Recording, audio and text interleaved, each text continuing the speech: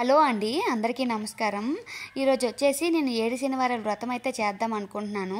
అందులో మొదటి వారం అయితే ఇలా అయితే పూజ చేసుకున్నాను వెంకటేశ్వర స్వామికి. వెంకటేశ్వర స్వామికి పూజ చేసుకోవడానికి ముందు నేను ఏమేమి కొనుక్కున్నాను, ఇంట్లో ఏం చేసుకున్నాను, పూజ ఎలా చేయాలి అయితే ఈ వీడియోలో చూసేద్దాం. వెంకటేశ్వర స్వామికి కావలసిన ప్రసాదాలు ఏమిటి? వెంకటేశ్వర స్వామికి పిండి దీపాలు ఒక 7 పెట్టాలి, 7 ప్రసాదాలు పెట్టాలి, నువ్వుండలు పెట్టాలి. 7 పిండి దీపాలు చేసి దానికి వెంకటేశ్వర నామాలు పెట్టుకొని 7 ఒత్తులు కూడా 7 ఒత్తులే చేయాలి. ఒక్కొక్క ప్రమిదిలో 7 ఒత్తులు అయితే చేసుకోవాలి. అలా ఏమేమి పెట్టాను, ఏవే ప్రసాదాలు పెట్టాను, వెంకటేశ్వర స్వామికి ఏ బుక్ తెచ్చుకొని చదువుకున్నాను, ఎక్కడ ఏం కొనుక్కున్నానని చెప్పి ఈ వీడియోలో అయితే చూసేద్దాం. ముందు అయితే మాత్రం వెంకటేశ్వర స్వామికి రేపు పూజ చేద్దామంటే ఇంకా నైట్ నేను ఇల్లంతా తుడుచుకొని మాప్ అయితే పెట్టేసుకున్నాను.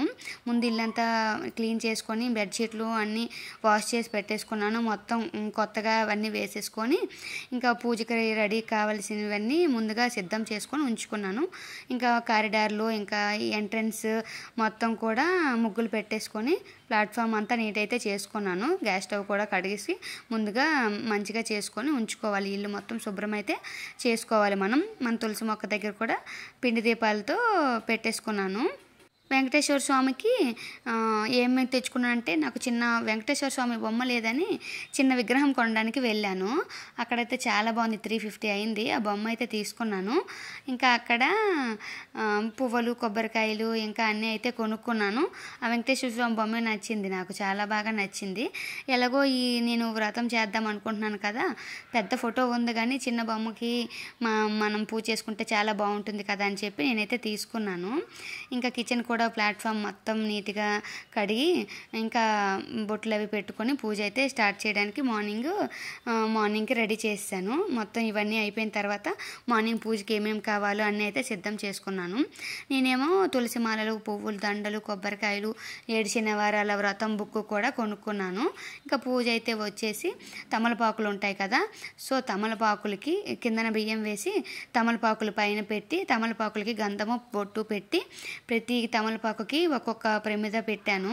అలా 7 ప్రమిదలు పిండి దీపాలతో చేశాను. పిండి దీపాలు ఎలా చేశానంటే, వరిపిండిలో బియ్యపు పిండిలో కొంచెం అరటిపండు, కొంచెం బెల్లము, కొంచెం నెయ్యి వేసి కొంచెం వాటర్ వేసి కలిపి దీపాలు అయితే చేసుకున్నాను. పిండి దీపాలు అయితే చేసుకొని పెట్టాను.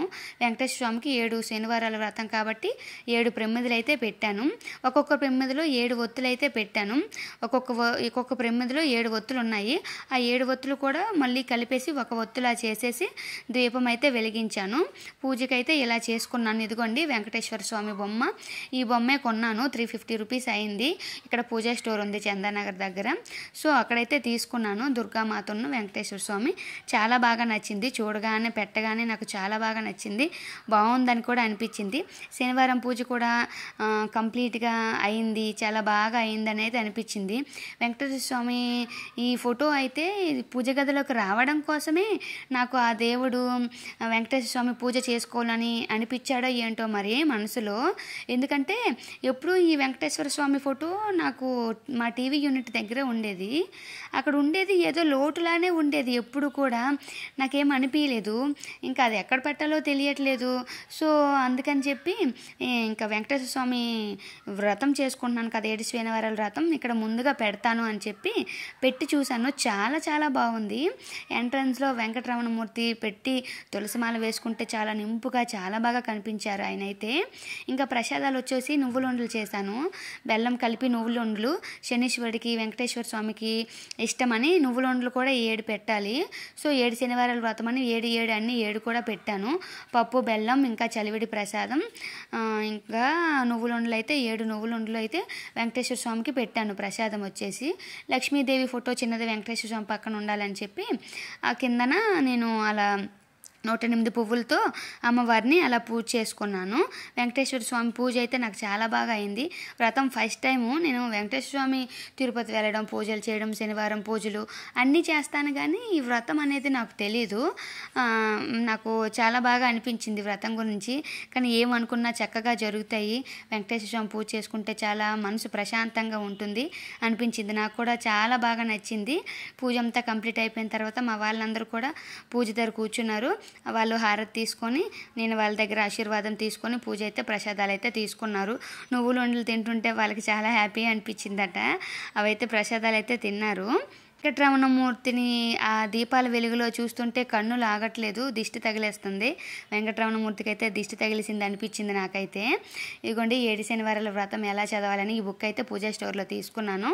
చాలా బాగా అనిపించింది. తాంబూలం ఒకటి పెట్టి ఇంకా కలశం కూడా తప్పకుండా పెట్టాలి. ఏ వ్రతం చేసినా అమ్మవారిని మనం నివేదించినట్టే మనం కూడా కలశం పెట్టుకొని పూజ అయితే చేసుకోవాలి. నాకు అది అలవాటు అయిపోయింది.